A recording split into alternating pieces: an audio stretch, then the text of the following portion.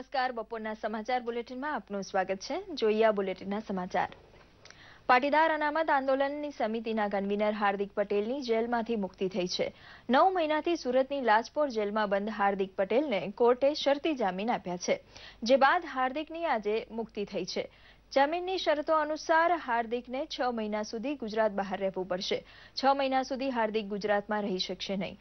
આ શરતનો અમલ હાર્દિકે જેલ મુક્ત થયા બાદ હવે 48 કલાકમાં કરવાનો રહેશે।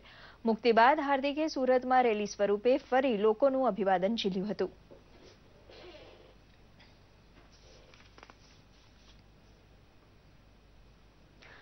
ગુજરાતમાં આનંદીબેન પટેલની ગતિશીલ સરકારને 2 વર્ષ પૂર્ણ થયા છે, ત્યારે 2 વર્ષના શાસનમાં જન સુધી પહોંચેલા વિકાસનું યોગદાન તેમની વેબસાઇટ anandibenpatel.com પર રજૂ કરાયું છે। તેમણે વિકાસના કાર્યોની ઝાંખી કરાવતા કૃષિ વિકાસની ઝલક, સ્વસ્થ ગુજરાત, સશક્ત ગુજરાત, પ્રગતિના પંથે યુવા શક્તિ જેવા વિષયો સાથે સરકારની કામગીરીનો સચોટ ચિતાર રજૂ કર્યો છે। તો વંચિતોનો વિકાસ, વિશ્વસ્તરીય શહેરી ગ્રામીણ આંતરમાળખાનું નિર્માણ અને મહિલા સશક્તિકરણમાં પણ સરકારની કામગીરીની ઝાંખી આપી છે।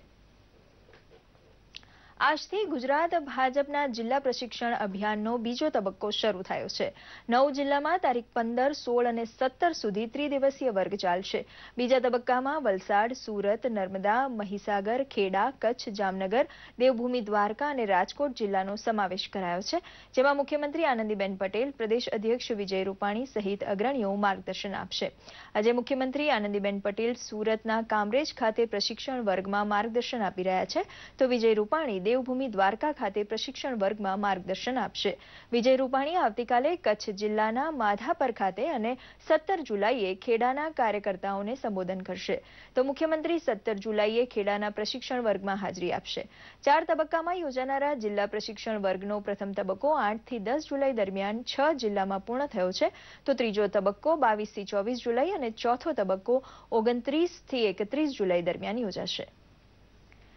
મનગમતા ભરતાર માટે કુંવારિકાઓના ગૌરી વ્રતનો આજથી પ્રારંભ થયો છે। ધાર્મિક માન્યતા પ્રમાણે અષાઢ સુદ 11ના રોજ મોળાક્ત વ્રત શરૂ થાય છે અને 5 દિવસે પૂર્ણિમાએ પૂરું થાય છે, જેને ગૌરી વ્રત તરીકે પણ ઓળખવામાં આવે છે।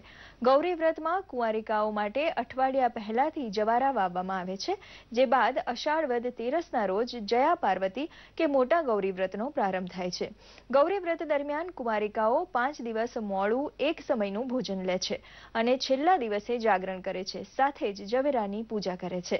તો જયા પાર્વતી વ્રતમાં 5 દિવસ શિવ પાર્વતીની પૂજા કરવાની હોય છે। નાની ઉંમરે કઠિન તપસ્યાની ટેવ પાડવા માટે આ પ્રથા શરૂ થયાની પણ માન્યતા છે। આજે દેવપોળી એકાદશીથી ચાતુર્માસનો પ્રારંભ થાય છે। આ 4 માસ દરમિયાન લગ્ન જેવા શુભ કાર્યો કરી શકાતા નથી। આ ચતુર્માસ દરમિયાન લોકો ઉપવાસ કરીને તપશ્ચર્યા કરતા હોય છે। પણ અમે કરીએ છીએ। અમે સવારે શંકર ભગવાનની પૂજા કરવા પણ આવીએ છીએ। આ વ્રત અમે પૂનમ સુધી કરીએ છીએ। આ વ્રત અમે મોટા થઈએ ત્યારે અમને સારો વર અને ઘર મળે તેના માટે કરીએ છીએ અને ઘર સંસારમાં સુખ શાંતિ રહે।